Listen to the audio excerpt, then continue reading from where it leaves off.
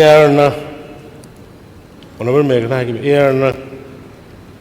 community amagi mateng pangbado nga torga mayam thajaji ba posi haibudu am chume masi je khoi su singneba leibadagi raja mayam gi voice asidi voice of the people is the voice of the god haini aduna madugi moigi prajana haireba potugi thimdu dei khoi su center da taknaraga lakpani mayam ne khamger even in the house aduga akoi cabinet phawbuda madu khanarakanda haiba posi sumthungna baina kan honajabani adu hujik khara positive lakpadong tawi aduga sidaida ngasai honorable member na panbigi ba involvement of western country USA asidi moidi akhoi thukaina bodo hona leirabani adu moigi wasi akhoi na tagum sida moigi wasi akhoi tagum sida moigi hane moigi colonial mindset to dum leiri ba moi sanatra akhoi sigado akhoi mo hingaga lai atopa country mayam leiri China na Russia na China ga tholong pullo tawrisidi hanagi cold war do hujidum lei hana Soviet area leiringai da Soviet Union leiringai da US ka cold iram leiram bodu to khrabain khalu bane do moina handak ne to kai to bodu migi Croatia da toksalor member woni to bodu Russia da China ga tholong pun gre North Korea pun gre adum cold war ifem da leire isine aduna moigi western countries ingi dia khoi da sit tawraga moigi apamba phangnaba honnabarom da chale adudi ai surrender tawning de akhoi gi leiriba core issue sida de compromise tawgum se koi honorable members aduna hinge dum koi hinga sulai aduga amna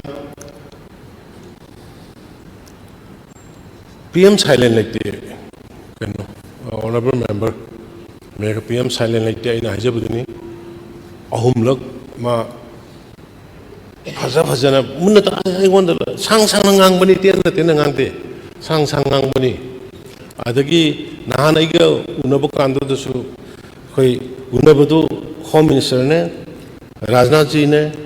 Adagi PM, Taurkanda, Shudu Karalu, Minutana, Senakoi, Homari, Puntani. In an admission, she Tauriba Port Mogi, Sagi, Asana Kabikari, say, price away, the Home Minister, the support away. Adi matungda kanuga PM na ma di PM na focus special priority nang peace to pew peace ana to kana no to ruga peace to ai IB gi kangu akhoi somda hujik aina sum khanbada parliament ka loiraga khoi nakalani maki representative sing kaur kane na khali agency gi khutang da torga aduga hanasu amuk anir ko mu unagre Central gi initiative makada anirkom unagre aduna sungui soina isum thajabada parliament gi husi khra sinbagi tawgani parliament hek loiraga sungui soina koi community animaki leader sing kaubirakani haina khalle aduna honorable prime minister Modi ji matumi laite kanna IB gi drogi mayam border da tawriba kholiba khulai pusalaiba khosalaiba se kamaina thengani ki dongni no se CRPF ki tharkani na hariba se koi well trained kanguni aduga moi gi khara train tok da kangu sing si moi section masa Mizoram gi moi gi training to bum da war gi anti terrorism training to bum da moi thar ga mache torkana sum tawgodori aduna adum phibam phagalakadra haina thajabdi leisa adagi ma asagi oh honorable me kana hagi to rajatra hagi di ngangi Manipur gi ngangi do ngangi ani ohum la ngangi do ma ya biro do ma adagi honorable member Suraj honorable member gi to yamna summe yamna emotional su hoy asagi yumda leiriba ga yumda leiramba ga relief camp da leiriba singna khalang badaba por aduna ikoina medical checkup se koi sayola man ani rakum tharga koi trauma gumba kingma tawdana ba counseling gi tongan ba koi mi sing wari saba khotpa ke dong he thai ado inan oza to lando kaurga mangon da soi request of ni lila gi team khara changa ga kaino se relief camp sing man ka lila sana ba gumba ke do moi da sum khara wakhal se kaino tawna ba haidana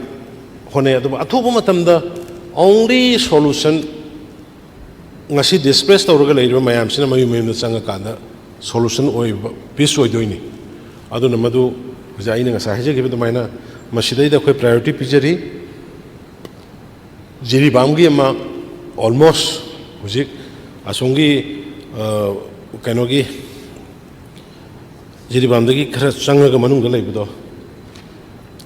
adugi khunmai sakhibudo madugi da khoi yum kai sagana na ba margi kangbu su sagana ba aduga maite gi kangbu gi su sagana ba ina khoi yot nung leidana khotna yam phajana khoi sem saba hore athuba matam na moi sing su yum tahalani loina nai khoi kangpokpi sandel leidiba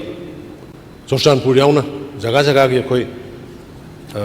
mi sing dependent sing thar kanda peace talk hoba ada in the meantime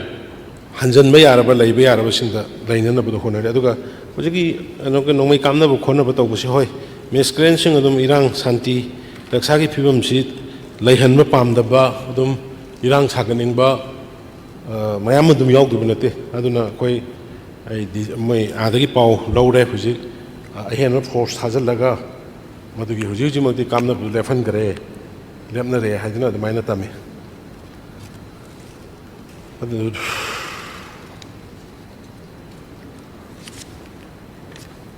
aduna losinjarapda sir hojiki details popigi karigi hojiki foreigner act ki adagi adagi biometric ki pirakpa che sang kari kari mayam sai athuba matam dai mayam gi kaino yauna bai khut yauna na ba meeting ko buni khangni kai ni khanni sinjarake no sagi road map habadu ay amuka na haisage akoi punna phaminarga yanminasi madugi damta ai thong hangaga aina invite tawjarake maduda yabiu anu wafung khashi thamjarga sa sengpokjarga honorable members in the pen biraga policy cut tawiri bising du withdraw to biraga will pass on no